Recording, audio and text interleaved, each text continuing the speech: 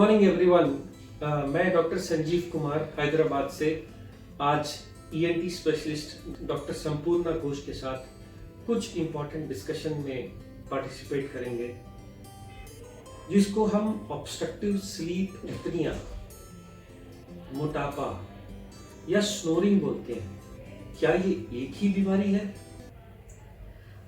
Sir, जितने लोग karate लेते हैं या स्नोर करते हैं सबको ऑब्स्ट्रक्टिव स्लीप एपनिया नहीं होते हैं। कुछ लोग हैं जब बहुत टायर्ड है या फिर जिस दिन ज़्यादा खाना खा लिया या उसको ठंड है, कोल्ड है, उस टाइम पे स्नोर कर रहा है, बाकी दिन नहीं करते हैं, तो ये लोग ओएसए कैटेगरी में नहीं आते हैं। बाकी लोग जो हर रात को कराटे लेते हैं बहुत लाउडली, नेक्स्ट डे उठ के उसको डल फीलिंग होता है, इस चीज़ से उसका बीपी शुगर में इफेक्ट आ रहा है, इन लोगों को शायद ऑब्स्ट्रक्टिव स्लीप एपनिया है। अच्छा, कुछ लोग मजाक बनाते हैं, आप स्नोर करते हैं, आप खराटे ज्यादा लेते हैं, ये फैमिलियल बीमारी है, ये तो हमारे बाबा को, दादा को, सबको थी, तो कैसे डरना चाहिए? बिल्कुल सर, ये एक मीथ है कि ये तो हो ही सकता है, मेल्स को स्पेशली मेल को होना मामूली बात है, लेकिन ये ऐसा चीज़ नहीं है। जिन लोगों को ऑब्स्ट्रक्टिव स्लीप एपनिया है, यानी कि जो स्नोरिंग का जो bad type of snoring, it acts like a silent killer for them. जैसे कि आप हर रोज खाने के साथ अगर थोड़ा थोड़ा करके कोई पॉइजन दो तो उसका इफेक्ट तुरंत पता नहीं चलता है, but after the years you understand that. तो ओएसए पेशेंट्स का ऐसा ही है, हर रात को खराटे ले रहा है, सालों से ले रहा है, धीरे धीरे बॉडी उसको खाते जाते, बॉडी में उसका बैड इफेक्ट आता जाता है, उसका मैनिफेस्टेशन उसको समझ में नहीं आता है। मैडम, क्या बच्चों को भी स्नोरिंग हो सकती है? Definitely, lot of children suffer from snoring, जो कि पेरेंट्स क्या बोलते हैं कि रात में मेरे बच्चा मुंह खोल के सोता है, उसको तो नाक से सांस नहीं आता है इसलिए मुंह खोल के सोता है, लेकिन वो आंसर नहीं है। कोई भी बच्चा अगर मुंह से सांस ले रहा है as on a regular basis और उसको रात में नॉइजी ब्रीदिंग या फिर खराटे है या खराटे जैसा कोई भी नॉइजी ब्रीदिंग का साउंड आ रहा है, तो ये समझना है उसको सांस लेने में दिक्कत हो रहा है, कहीं ना कुछ ब्लॉक है, तो बच्चा उसको ओवरकम करने के लिए बहुत सारा एनर्जी उसमें स्पेंड कर रहा है, तो ये नॉर्मल बिल्कुल नहीं है।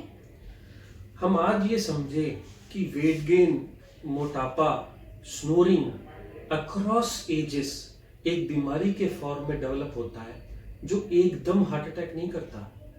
एक दिन हल्के हल्के वजन बढ़ता है, फिर रेस्टलेसनेस आती है, काम में ध्यान नहीं लगता, टीवी देखते देखते सोने का मन करता है, मोटापा बीपी में और शुगर में कन्वर्ट होता है, और एक दिन ये हार्ट डिसीज बना देता है। मैं बहुत दूर की बात कर रहा हूँ, पर इससे पहले मैडम से पूछें, क्या इसका इलाज भी है? डेफिनेटली सर, सबसे पहले जब कोई पेशेंट आते हैं मेरे पास कि मैं बहुत खराटे लेता हूँ, तो मैं उसको कुछ सवाल पूछ के समझने का कोशिश करती हूँ कि ये बीमारी वाला कराटे है कि ये मामूल है, इसको छोड़ सकते हैं। अगर ये बीमारी वाला है तो पेशेंट ज़रूर बोलते हैं कि मुझे अच्छा नींद नहीं आता है, quality of sleep becomes very poor, और मैं कोशिश करती हूँ उसका बीवी को या हस्बैंड को या अगर हॉस्टल में रहते हैं तो फ्रेंड्स को पूछने के लिए कि इसको रात में सोने के टाइम किसने देखा है। कुछ लोग बोलते हैं कि बीच बीच में इन लोगों का सांस रुक जाता है फ्यू सेकेंड्स, फिर उनको उठाना पड़ता है या खुद पलट के फिर सांस लेने लगते हैं, ये सब डेंजर साइन है, इसको बोलते हैं एपनिया। तो ऐसा कैटेगरी पेशेंट का इलाज है। कुछ पेशेंट मेडिसिन से ठीक होते हैं, कुछ पेशेंट वेट लॉस करने से ही काफ़ी इम्प्रूव होता है, और एक कैटेगरी का जो है या तो सर्जरी या तो सीपैप का ज़रूरत पड़ता है।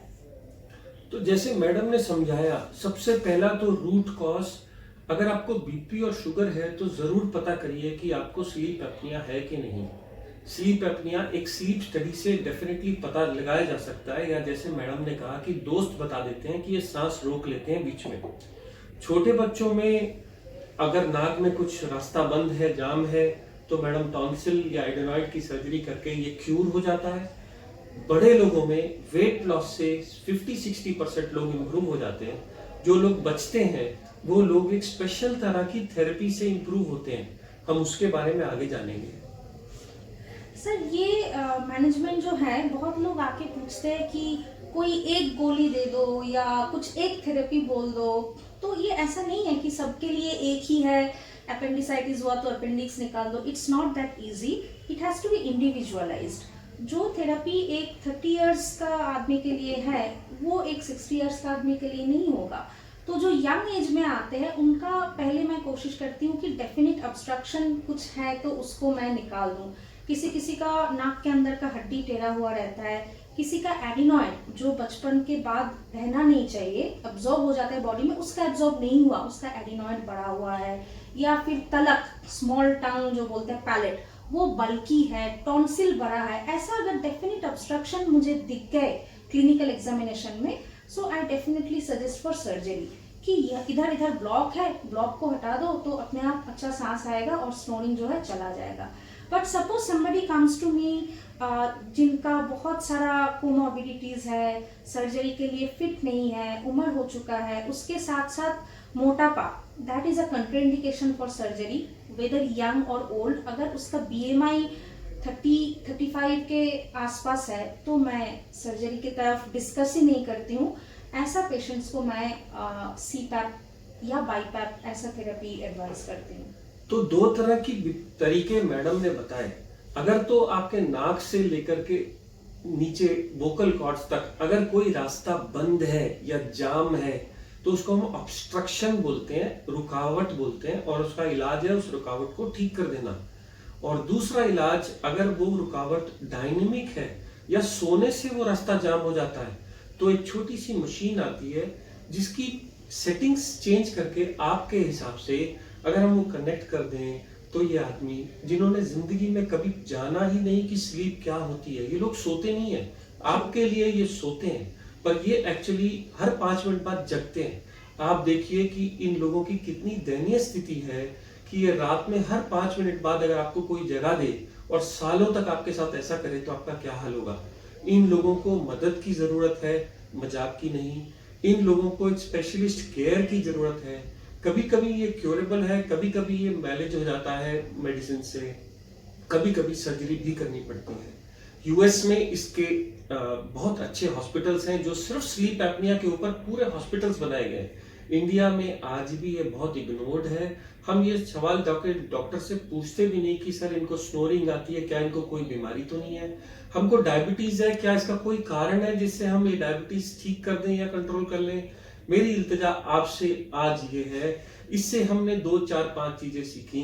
पहली चीज, अगर कोई स्नोर करता है तो उसको हॉस्पिटल में लेके जाओ, ENT स्पेशलिस्ट से पता कराओ कि कोई रास्ते में कोई रुकावट है। अगर वो रुकावट मिल गई तो आप जड़ से इसका इलाज कर सकते हैं, और नहीं मिलती तो इसकी बहुत थेरेपीज अवेलेबल हैं जिससे you can have a good life. Today we had a chat with Dr. Sampurna Ghosh and I'm delighted and excited.